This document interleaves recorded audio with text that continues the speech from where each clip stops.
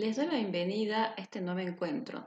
Vamos a ver hoy en la unidad número 5 las enfermedades multisistémicas en porcinos.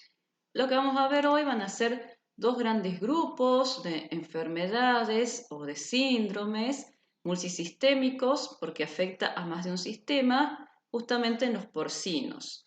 Vamos a ver lo que es el síndrome de desmedro o destete multifactorial, que es el del que se llama así de los porcinos, su etiología, cuáles son los síndromes y el diagnóstico, como también vamos a ver el complejo policerositis, la etiología, los cuadros clínicos y el diagnóstico. Justamente las primeras enfermedades multisistémicas van a estar dadas por un virus, mientras que este complejo policerositis van a ser bacterias. ¿Sí? Vamos a empezar entonces con el que es el síndrome de desmedro multisistémico postdestete, producido por el circovirus porcino tipo 2. El circovirus porcino tipo 2 es justamente una enfermedad multifactorial que afecta a cerdos de todas las edades, pero principalmente en etapas de crecimiento y terminación. Causa problemas reproductivos en las cerdas y enfermedad respiratoria, como si también unos síndromes bastante específicos, que son el síndrome de dermatitis y nefropatía porcina. Este circovirus porcino tipo 2 es aislado hace muy poco tiempo, en los años 90, en donde obviamente empezó con todo lo que fue el boom, ¿sí?, del circovirus. Se habló muchísimo de esta enfermedad. Se llegó a decir, por supuesto, que cuando ingresa una granja el circovirus no la podíamos eliminar, cosa que sigue estando en boga y tiene razón.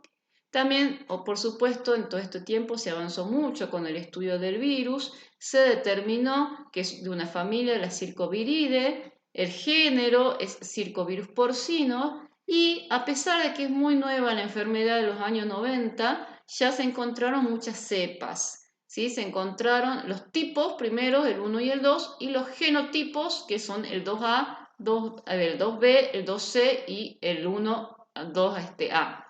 Ya se habla de un circovirus porcino tipo 3 y un circovirus porcino tipo 4.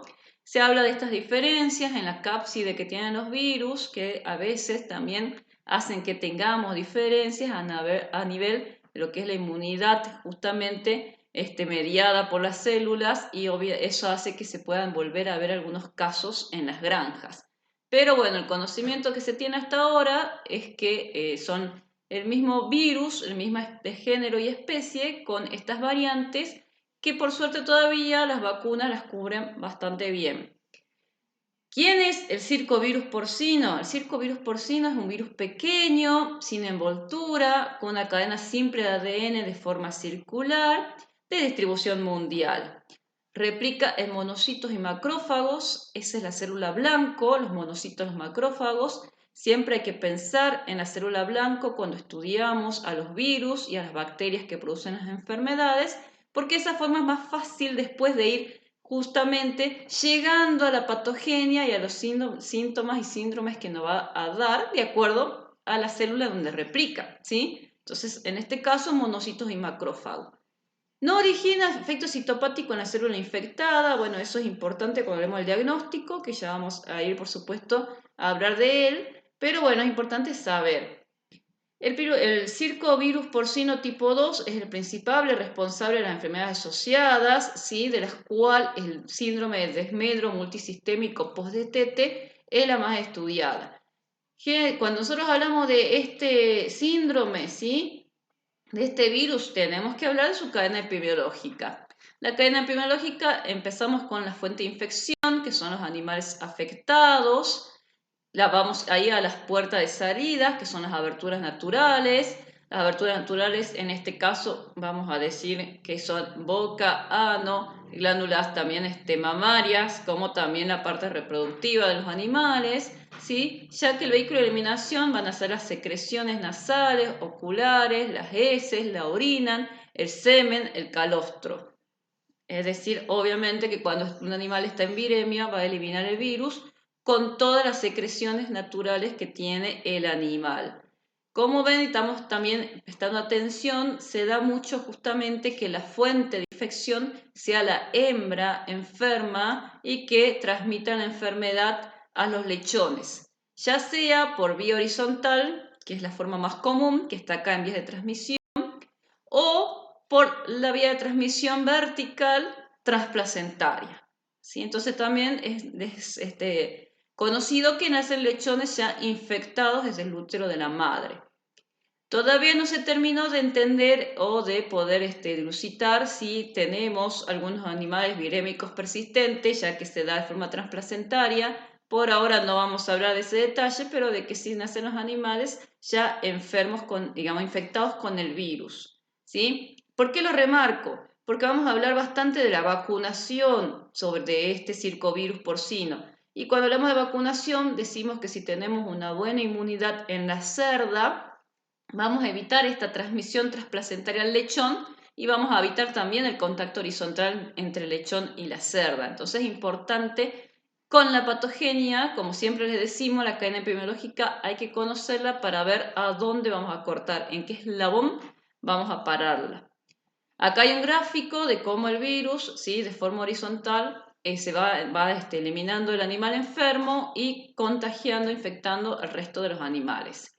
La puerta de entrada, la oronasal, es la principal, y los huéspedes susceptibles, los cerdos, principalmente, que fue justamente el que le da el nombre a esta enfermedad, la primera enfermedad que está identificada con circovirus porcino, principalmente entre 6 y 15 semanas post-destete. ¿Sí? ¿Por qué post-destete? Porque se habla de que cuando baja la inmunidad justamente maternal, adquirida del calostro por estos lechones, se empiezan a ver los signos clínicos que nos hacen sospechar el circovirus porcino. ¿Sí? Entonces por eso se lo ve recién después de 6 semanas de post-destete.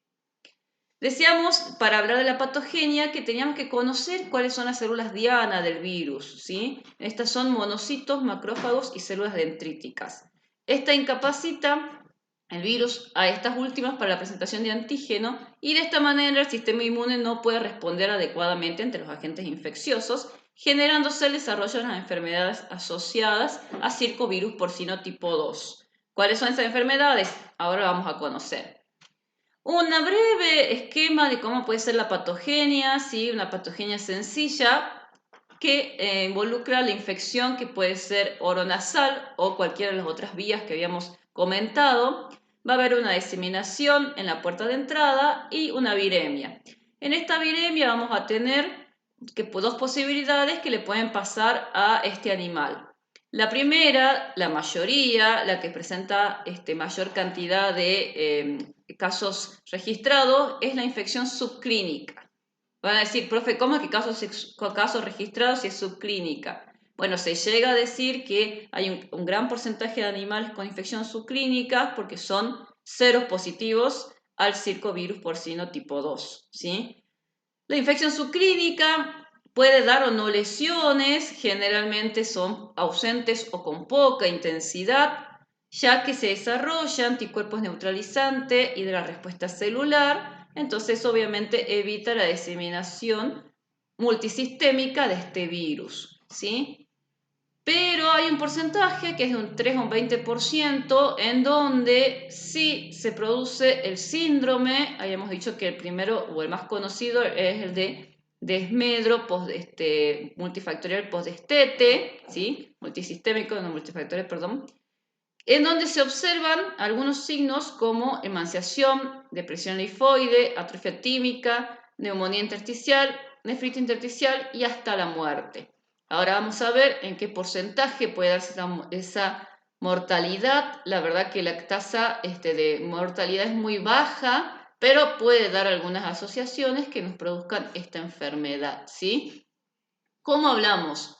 De animales en producción, de animales que están en una granja, tenemos que hablar también de factores externos, ¿sí? Se dice que, y bueno, todo esto estudiado, imagínense que hacer enfermedades nuevas, hay otras técnicas ya para estudiar todo lo que es la patogenia en un grupo de animales. Se dice que puede haber una resistencia genética dado justamente por algunas razas porcinas, ¿sí? O también con coestímulos dados por los prebióticos en los alimentos que evitan que se produzcan los síndromes asociados al circovirus porcino tipo 2.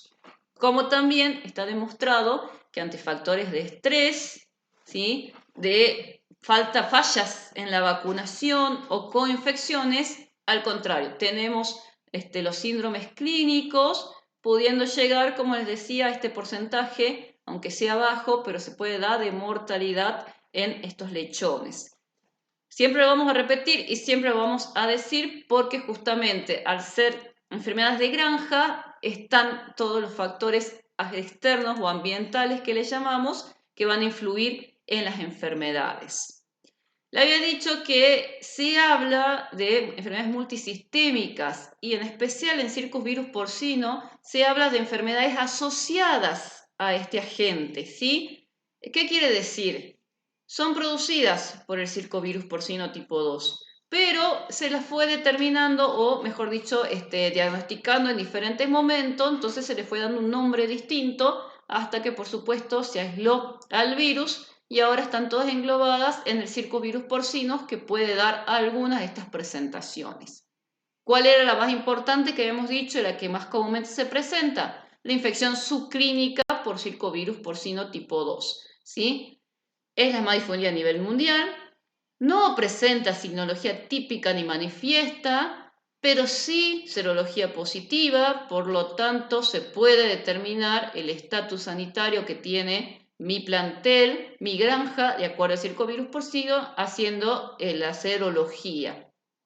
Sobre todo, y eso era antes de que empiecen lo que es la vacunación frente a circovirus porcino ya es rutinaria en las granjas, lo que nos lleva a esta conclusión que está acá en cursiva, en que los cerdos vacunados tienen mejores índices productivos que los no vacunados. Es decir, cuando nosotros teníamos bajas en el crecimiento o vamos teniendo poco ganancia de peso, ¿sí? En los animales, probablemente era porque teníamos enfermedad subclínica de circovirus porcino tipo 2.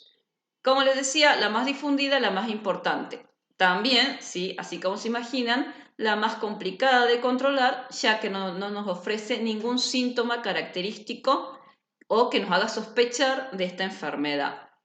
Después tenemos la que fue muy conocida, ¿sí? Que es justamente el síndrome de desmedro multisistémico porcino, que también la produce el circovirus porcino tipo 2, que tiene una morbilidad del 20 al 40%. Generalmente se da en 1 o 2 semanas post-destete, donde lo que se observa es que ganan poco peso estos animales, ¿sí? La mitad de los que están sanos.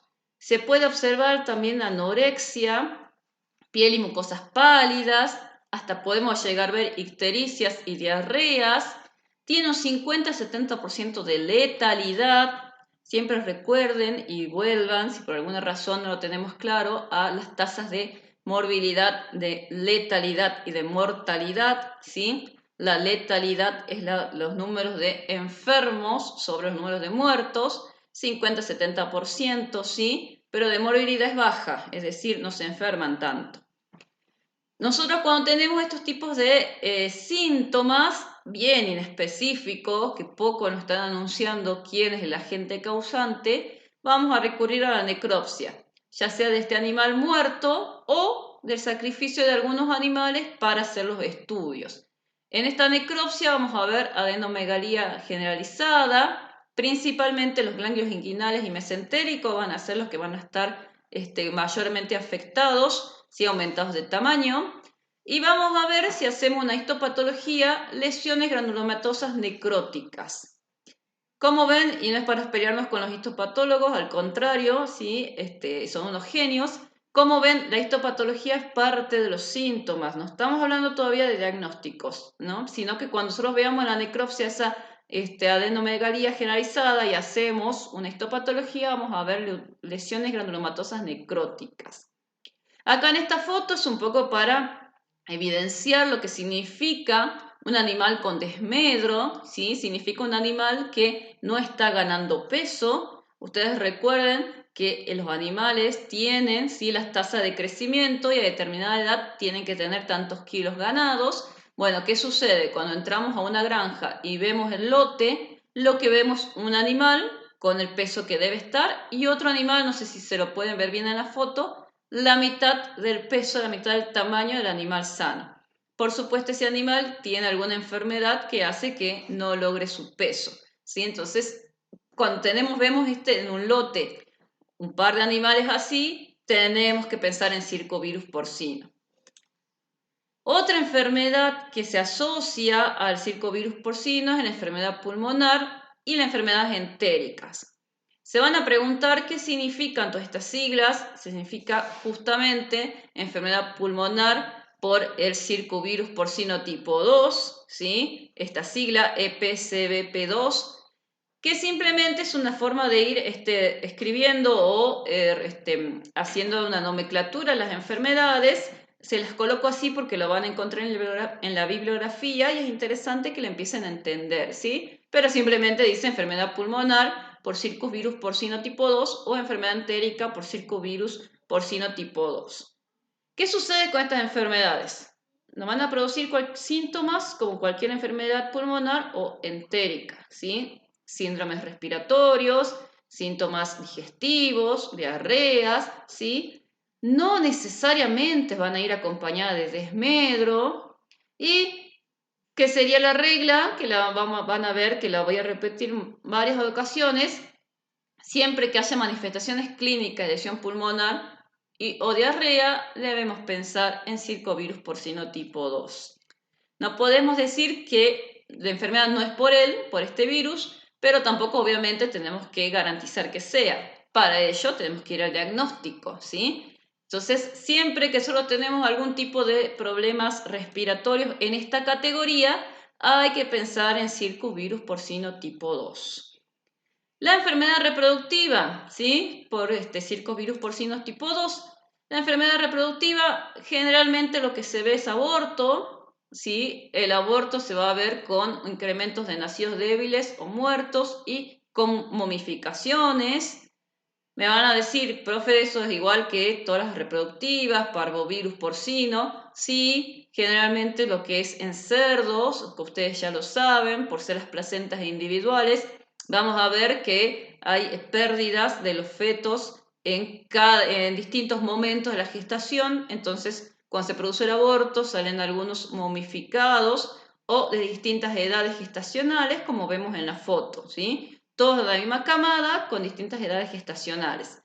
Eso es clásico del cerdo, no es clásico de un agente. Entonces hay que empezar a entender desde ya que yo, para poder darle nombre y apellido a esta enfermedad, debo realizar un buen diagnóstico, ya sea buscándolo al circovirus porcino tipo 2 o buscándolo al parvovirus porcino, ¿sí? También lo que se observa a menudo con el circovirus porcino son repeticiones de celo que pueden ser regulares o irregulares.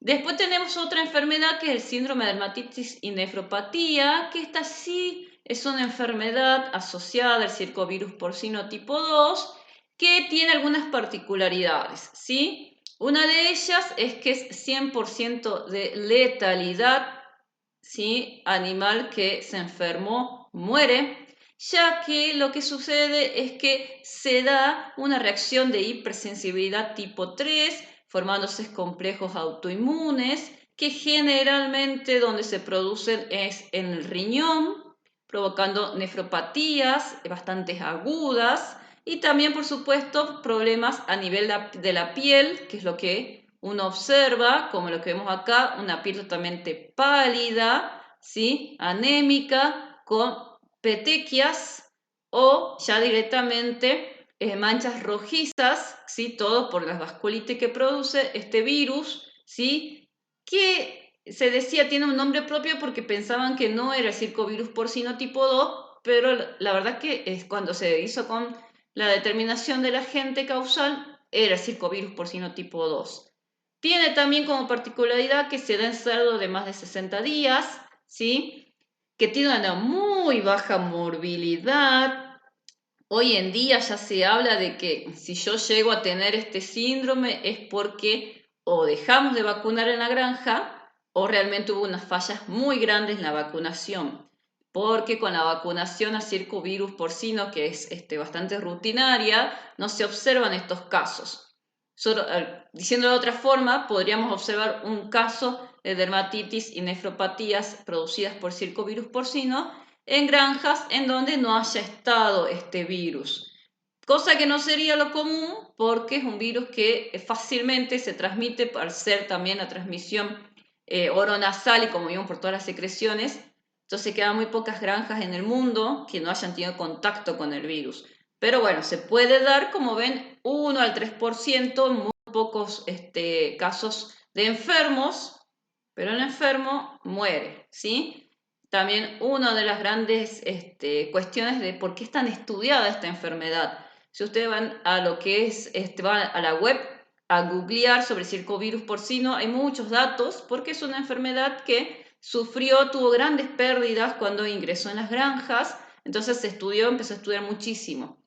Y tiene la particularidad, a diferencia de las bacterias que vamos a ver después, que al ser nueva se usaron las técnicas nuevas de estudio. Entonces eso también hace que avance mucho más rápido lo que es justamente el estudio, valga la redundancia, de esta enfermedad, ¿sí?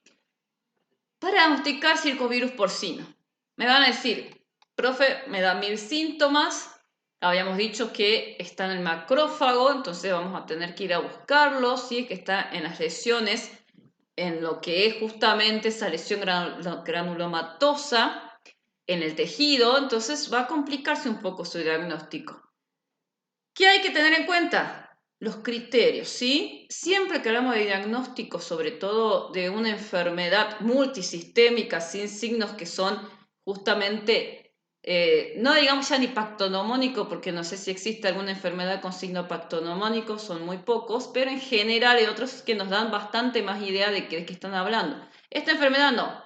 Entonces, para llegar a un diagnóstico certero de circovirus porcino, vamos a tomar algunos criterios, ¿sí? Primero, las manifestaciones clínicas que nosotros podemos ver macroscópicamente, ¿sí? Los signos clínicos que nos brindan, como ser el desmedro en animales entre 6 y 15 semanas, los porcentajes elevados de mortalidad y las lesiones observadas en la necropsia, como por ejemplo ausencia de colapso pulmonar por la neumonía intersticial.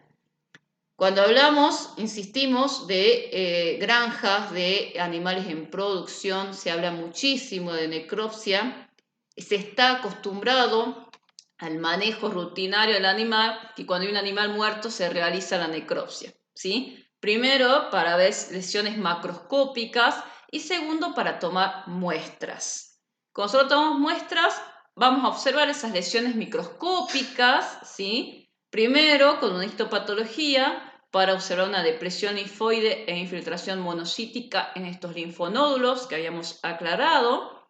Y luego, con ese mismo, por supuesto, esa misma muestra, que van a ser los tejidos de la necropsia, que van a ir en dos frascos distintos. Uno va a ir a formol para hacer una inmunohistoquímica. La inmunohistoquímica se realiza siguiendo los pasos de la histopatología, pero con marcadores que son justamente en este caso, los anticuerpos marcados que cuando vean el antígeno se van a fijar en él y se van a revelar con un color especial en la tinción del tejido, ¿sí?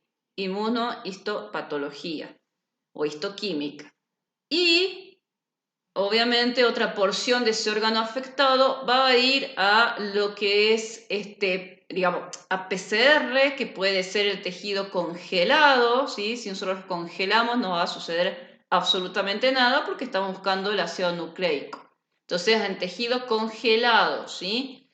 No les digo con formol porque formol sí puede llegar a destruir a lo que es el ADN, nos complica, sobre todo después de la limpieza del PCR. Entonces, va a ir a un frasco con formol para la histopatología y la inmunohistoquímica y otro poco para PCR.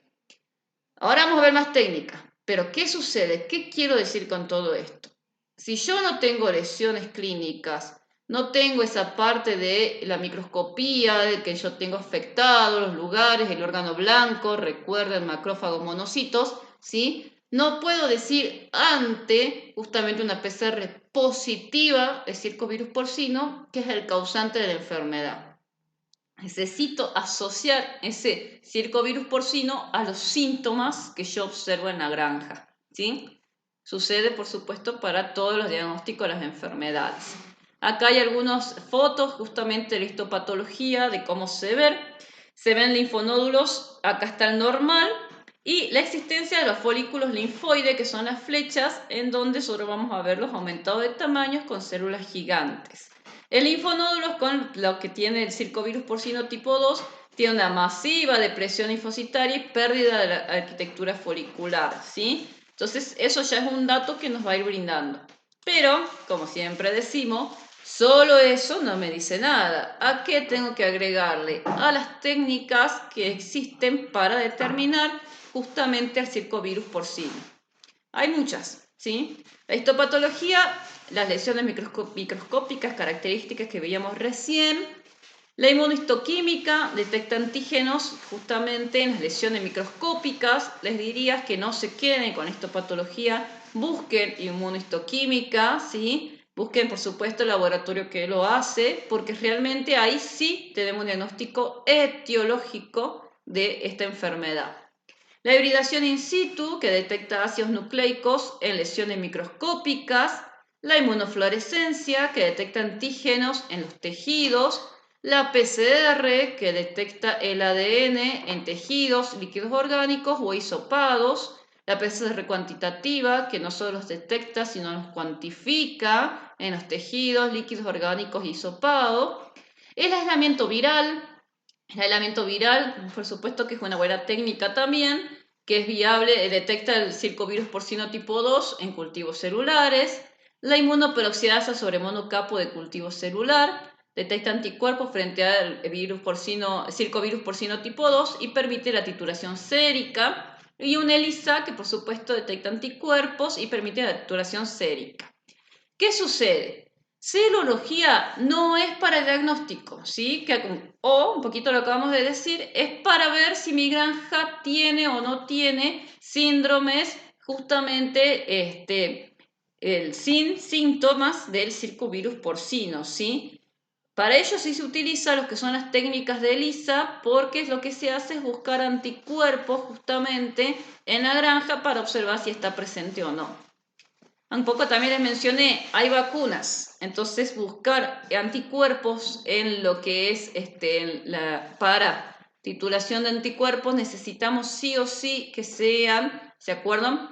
Que sean para doble muestra, que sean parejos para una y a los 15-21 días se vuelve a tomar la segunda muestra para ver si hay cero conversión, porque justamente hay vacunas, ¿sí? Entonces lo tenemos que tener en cuenta ese detalle para saber si está presente el virus en la granja o por supuesto si esa serología es por las vacunas, ¿sí?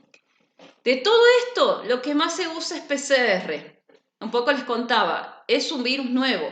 Las técnicas que se usan son las más nuevas, entonces se usa mucho lo que es PCR cuantitativa para ya saber el número justamente que tengo de ese virus en la muestra, volviendo al tema de que es altamente difundible y casi todas las granjas del mundo ya cuentan con el virus, tienen presencia del virus en esas granjas. Lo que se determina es el número de virus que tenga esa muestra para determinar que sea positivo a lo que es circovirus porcino, ¿sí? También se usa lo que es la PCR, ya sea la cuantitativa en tiempo real, para darnos ya más opciones de esto, ¿sí? Un poco les decía, lo nombré bastante. Hay vacunas para lo que es el circovirus porcino 2, ya se trabajan bastante de rutina o por lo menos se pretende que así sea para evitar casos, sobre todo de las muertes de los animales y evitar pérdidas económicas, entonces por ello se utilizan vacunas. Como ven, hay una lista de varias vacunas comerciales que se pueden conseguir, ¿sí? Las primeras que dice acá que es inactivada virus entero, se aplica en cerdas, 2 dosis en primerizas y en aclimatación y una por ciclo subsiguiente. Se habla de que si yo tengo la cerda con una buena inmunidad, no voy a tener problemas en los lechones, que por supuesto siempre son susceptibles a las enfermedades. Pero, como hablamos de que se dan estos síndromes post-destete, es importante darle a los lechones una dosis en 3 semanas en adelante, ¿sí? Como ven acá, para los lechones hay varios tipos de vacuna, pueden ser las de subunidad como proteína de la cápside, otra subunidad que es proteína de la cápside, son 2 marcas distintas, o una que es a virus inactivados, el virus quimérico o el virus quimérico entero, ¿sí? Simplemente para ver las que son subunidades necesitamos, por supuesto, un refuerzo para que tengamos una buena inmunidad, mientras que la que es virus quirémico entero, con una dosis ya es suficiente.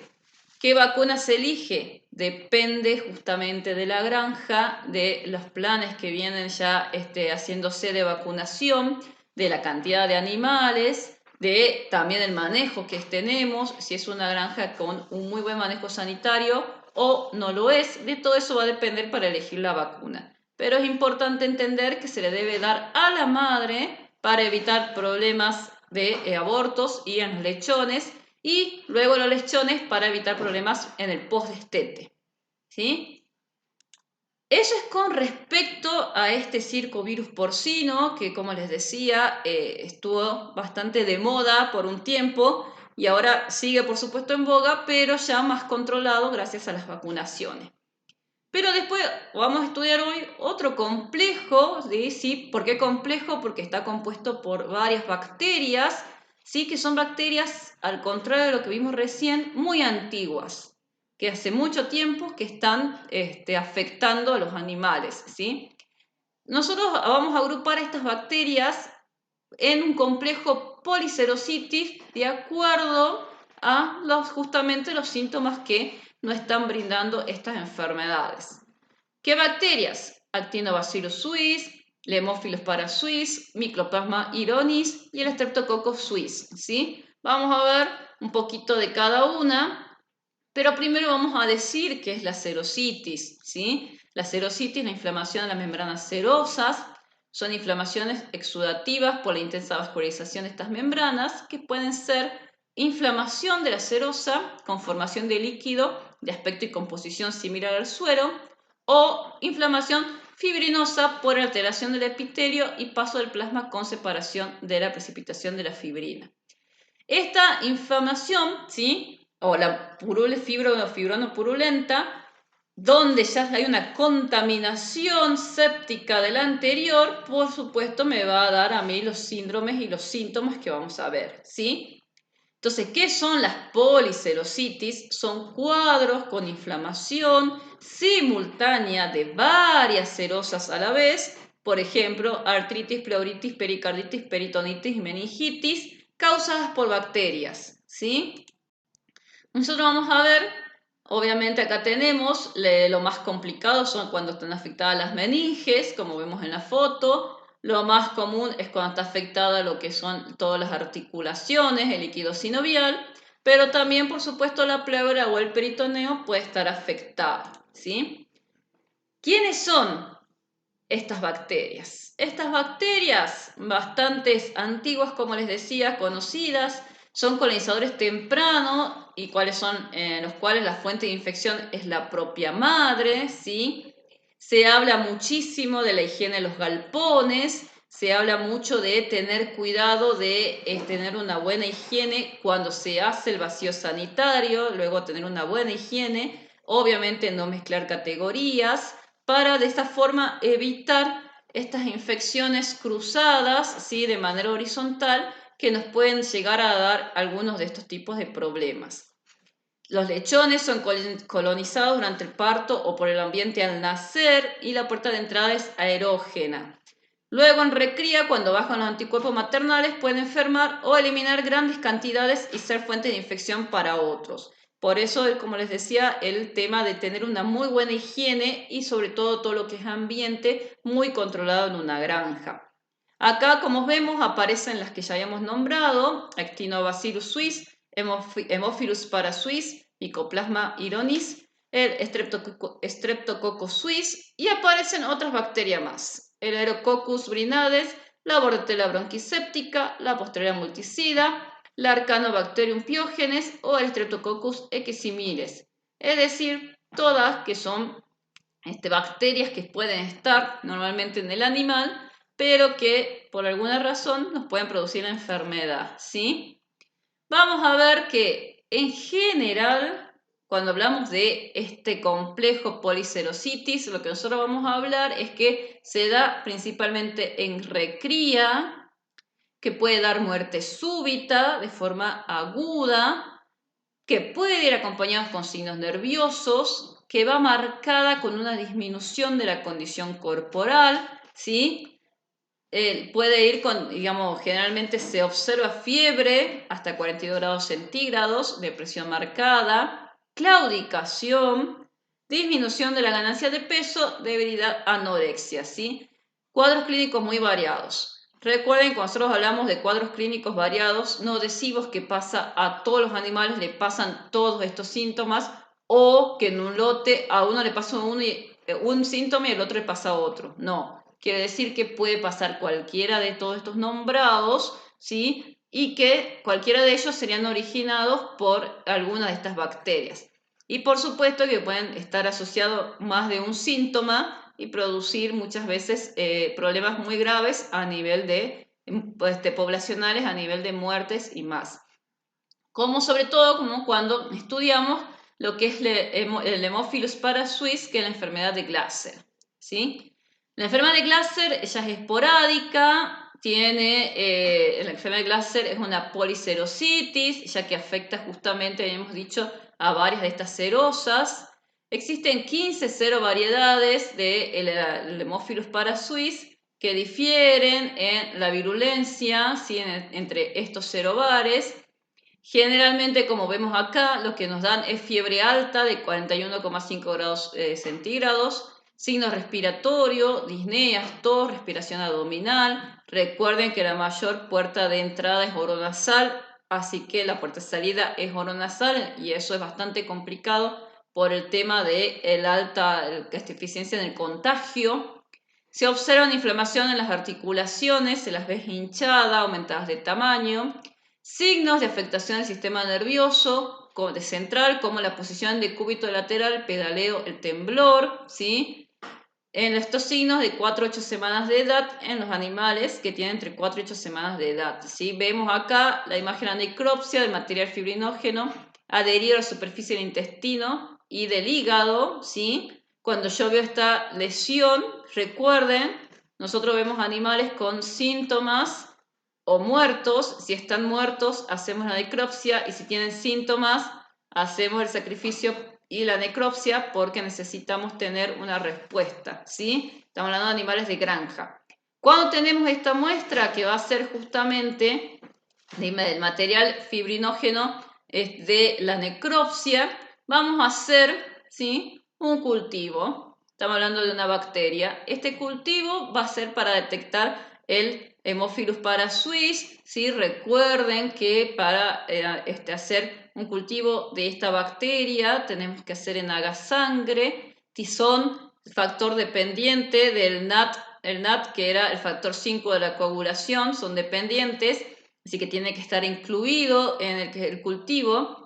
Eso es importante para el clínico, ya que cuando solicite el cultivo en el laboratorio, tiene que aclarar que es para Haemophilus parasuis, ¿sí?, que necesita el factor NAT para crecer. Necesitamos aclarar, si no es probable que no tengamos la respuesta que necesitamos.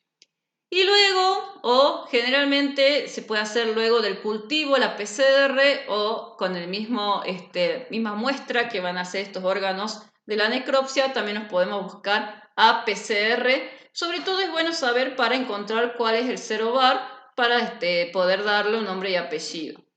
Se hace un antibiograma, se puede pedir un antibiograma para ver si podemos tratarlo de alguna forma. Generalmente hacer bacterias responden a la antibiótico terapia, pero como son bacterias bastante antiguas, también se ha visto muchas resistencias a los antibióticos, así que lo aconsejable sería pedir el antibiograma, ¿sí? Acá les dice que se puede la muestra tomar con un hisopo, es decir, estas secreciones, esta fibrina que se observa o estos líquidos en las cerosas, tomarlas con un hisopo y que vaya justamente en un medio de transporte, ¿sí?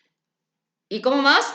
Refrigerado, ¿sí? Bien, me gusta. Medio de transporte refrigerado, siempre para tratar de diagnosticar bacterias. Ah, perdón, me fui. Existen vacunas, ¿sí? Como son muchos ceros bares que difieren mucho, no siempre vamos a tener buena respuesta a la vacuna. Por eso también se recomienda lo que es la autovacuna. La autovacuna, para cuando nosotros hablamos de una autovacuna, significa realizar una vacuna con las cepas aisladas de la granja.